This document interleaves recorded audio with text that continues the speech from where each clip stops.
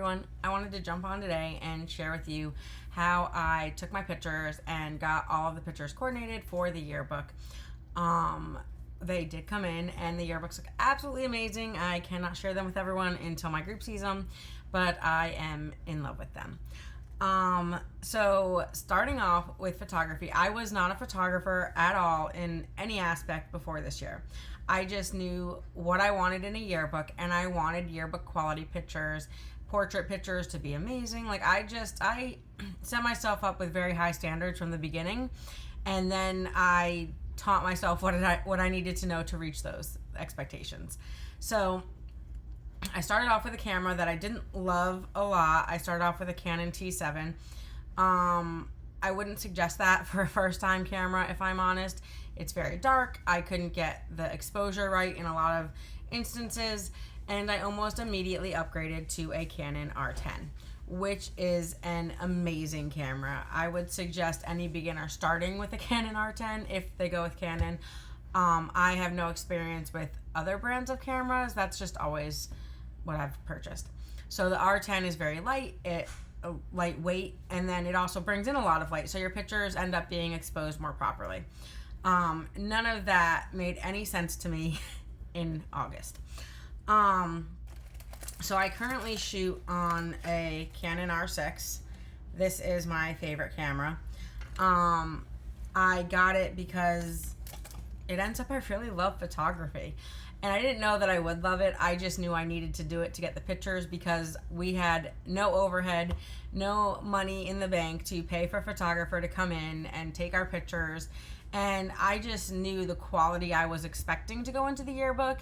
And I knew I didn't have the money to pay for that to be delivered by somebody else. A lot of my stuff was DIY this year. And I'm excited to move into next year where I'm not shouldering a lot of that, not just mental load, but the physical workload of putting things together that I can realistically outsource. So with the photography, I was on ChatGPT asking, how do I make my camera not do this? How do I make my camera focus? And it was a lot of trial and error. I started in, I want to say July, taking pictures because my girls had surf camp, and I was like, I need to figure out this camera before we start doing meetups and get it to where I know what I'm doing. And they had surf camp for 4 or 5 days, I don't know. And finally on the 5th day, someone explained to me that there is a thing on the side of most lenses that will allow you to switch between autofocus and manual focus, if that's any indicator of how my pictures came out for surf camp. They didn't.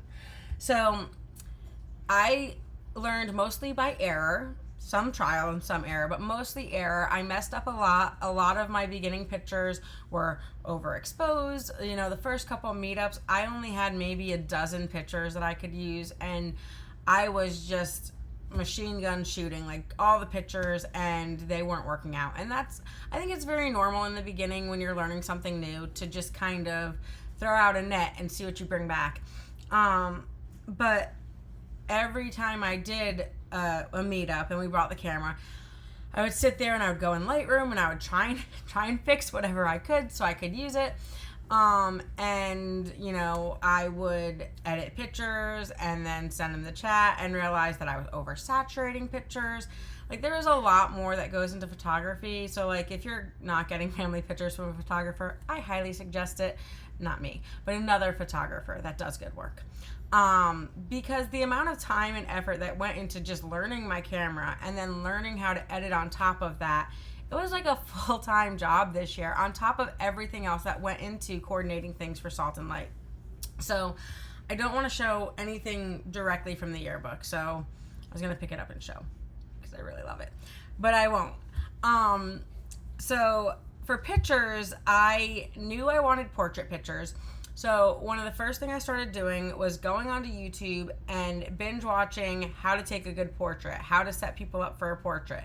And I was asking people everything. Any photographer I know, I was like, so how do I do it? How do I set this up? And I got some amazing advice from one of my photographer friends, AJ, who was like, oh no, the light will bounce off the water. I don't remember. The lighting was good where I was going to take pictures.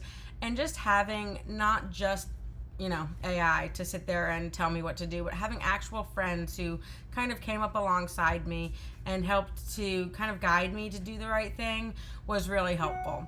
I would say that knowing I love photography, and I am so excited that I got into it, because even just not for the yearbook, even not for Salt and Light, I love taking pictures, and it's become a very fun hobby of mine.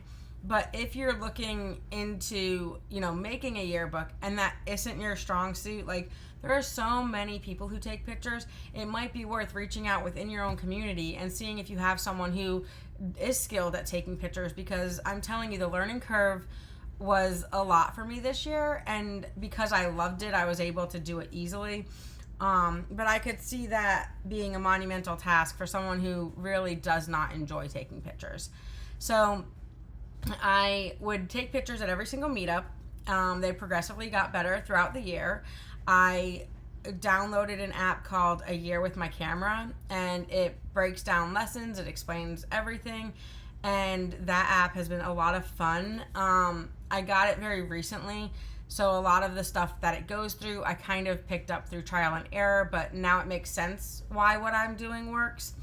But yeah, so I also discovered a lot of the stuff, like my R6 takes great pictures, the R10 takes amazing pictures, and a lot of it isn't even just the camera, but your lenses make a big difference.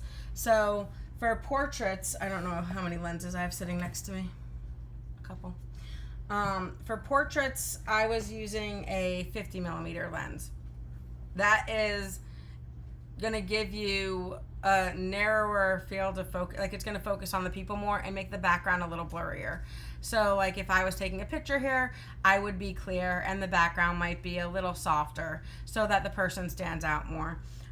For most of my meetups, I shot with the 35. That gave me a lot of range, and it allowed me to take a lot of bigger pictures. And based on your camera body and your lenses, and then of course your settings, it's going to depend on how much light you get into your pictures, how well you can expose your pictures. And it's all a balancing act. So that was a lot of fun. And like I said, I would shoot a lot of pictures and not a lot would come out in the beginning, and slowly my ratio to throw away and keep pictures went up. But in the beginning, I had to depend a lot on other people grabbing pictures with their iPhones or their Androids or whatever, because those take really consistently good pictures. Like, they might not be as dynamic as maybe a picture from this, but for a yearbook, it was better to have pictures from an Android or Apple or whatever than it would be to have a blurry, poorly exposed picture from my good camera, because user error. I didn't know what I was doing as well.